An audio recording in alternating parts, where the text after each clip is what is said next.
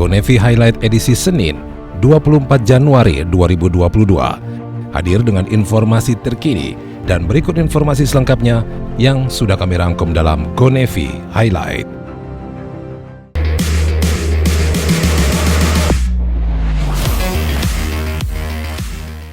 Kepala Staf Angkatan Laut Laksamana TNI Yudo Margono menerima laporan kenaikan pangkat 4 perwira tinggi TNI Angkatan Laut di Gedung Neptunus, Markas Besar Angkatan Laut Cilangkap, Jakarta Timur. Keempat perwira tinggi tersebut adalah Laksamana Muda TNI Hendrawan Banyu Prawito yang menjabat sebagai staf ahli Menteri Pertahanan Bidang Ekonomi, Laksamana Muda TNI Joko Sutrisno yang menjabat sebagai perwira staf ahli tingkat 3 Bidang Hubungan Internasional Panglima TNI, Laksamana Pertama TNI Haryono menjabat sebagai Direktur Pengerahan Komponen Pertahanan Direktorat Jenderal Strategi Pertahanan Kementerian Pertahanan, serta Laksamana Pertama TNI Widianto Pudio Purnomo menjabat sebagai Komandan Satuan Intelijen Geospasika Badan Intelijen Strategi TNI. Sebelumnya di hari yang sama, keempat perwira tinggi TNI Angkatan Laut ini telah melaksanakan pelaporan kenaikan pangkat kepada Panglima TNI Jenderal TNI Andika Perkasa bersama-sama dengan 23 perwira tinggi TNI Angkatan Darat, 5 perwira tinggi TNI Angkatan Udara di Markas Besar TNI Cilangkap, Jakarta Timur. Tim Satgas Jalayuda 22 Pangkalan TNI Angkatan Laut Batam berhasil menggagalkan penyelundupan 5 pekerja migran ilegal tujuan Malaysia. 5 pekerja migran ilegal yang terdiri dari 4 perempuan dan 1 orang laki-laki tiba di Pelabuhan Pandan Bahari Tanjung Uncang, Batam dengan menggunakan mobil berwarna putih. Tim Satgas Jalayuda 22 yang sudah menerima informasi langsung melakukan penyergapan.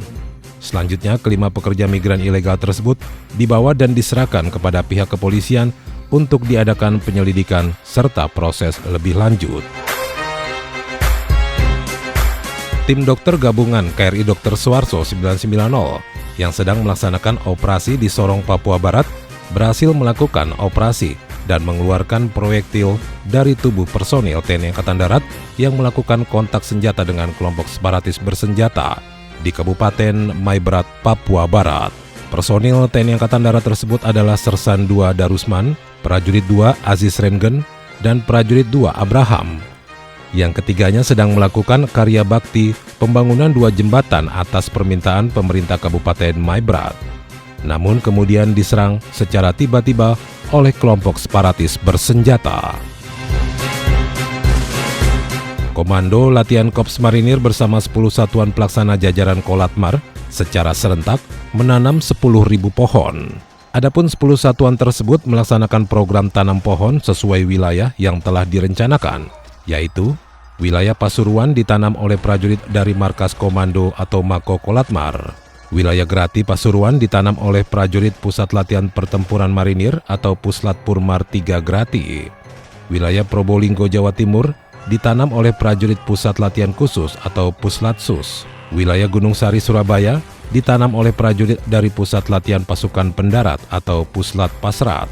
Pantai Baruna Malang Selatan oleh prajurit dari Puslat Purmar 4 Purboyo. Wilayah Pantai Banongan Kabupaten Situbondo ditanam prajurit dari Puslat Purmar 5 Baluran. Wilayah Sukabumi, Jawa Barat ditanam oleh prajurit dari Puslat Purmar 6 Antralina. Pesisir Pantai Selatan Banyuwangi ditanam prajurit dari Puslat Purmar 7 Lampon. Di pesisir Pantai Pasawaran Lampung ditanam prajurit dari Puslat Purmar 8 Teluk Ratai. Sedangkan pesisir Pantai Todak Kepulauan Riau ditanam prajurit dari Puslat Purmar 9 Dabo Singkep. Komandan Kolatmar Kolonel Marinir Made Sukada mengatakan kegiatan ini telah diinstruksikan oleh Kepala Staf Angkatan Laut dan Komandan Korps Marinir tentang pelarangan penebangan pohon di seluruh kesatrian jajaran TNI Angkatan Laut, sekaligus mendukung program pemerintah dalam rangka melindungi dan melestarikan alam. Dalam pelaksanaan penanaman pohon, masing-masing satuan pelaksana menggandeng tokoh masyarakat, tokoh adat, TNI Polri, pemerintah daerah setempat, serta organisasi masyarakat dan pelajar sebagai wujud sinergitas dan kebersamaan bahwa pelestarian lingkungan adalah tanggung jawab bersama. Kepala Dinas Penerangan Angkatan Laut Laksamana Pertama TNI Julius Wijoyono beserta sejumlah staf Dispenal mengunjungi kantor pusat PT Mayura Indah yang berlokasi di Kalideres, Tangerang, Banten. Kedatangan rombongan Dinas Penerangan TNI Angkatan Laut disambut langsung oleh Regional Sales and Promotion Manager Bapak Dolphin, Irga Corporate Department Head Bapak Rudi Kurniawan, serta Marketing Director Bapak Febri Satri Hutama. Kedatangan Dinas Penerangan TNI Angkatan Laut ke PT Mayura Indah adalah untuk memperdalam ilmu marketing dan juga promosi dari PT Mayura Indah. Karena sampai saat ini produk PT Mayura Indah mampu menguasai pasar, bahkan hingga mancanegara. Dalam paparannya, Bapak Febri Satri Hutama selaku Marketing Director PT Mayura Indah mengatakan, strategi pemasaran harus tepat dan dilakukan dengan konsisten, sehingga konsumen menjadi dapat mengenal dan loyal terhadap produk-produk Mayura. Kadis Penal dalam sambutannya juga mengatakan, produk-produk PT Mayura Indah selalu laris di pasaran yang tentunya perusahaan memiliki strategi yang efektif. Dan untuk itulah, Dinas Penerangan Angkatan Laut ingin mengetahui dan memahami strategi pemasaran PT Mayura Indah, agar TNI Angkatan Laut melalui produk-produk tayangan audiovisualnya lebih dikenal lagi dan dicintai masyarakat. Kepala Dinas Penerangan TNI Angkatan Laut Laksamana Pertama TNI Julius Wijoyono, yang juga adalah Dewan Penasihat PRSI DKI Jakarta, menghadiri final invitasi polo air di Stadium Akuatik Seruni Puncak Bogor yang diselenggarakan Klub Kusuma Harapan.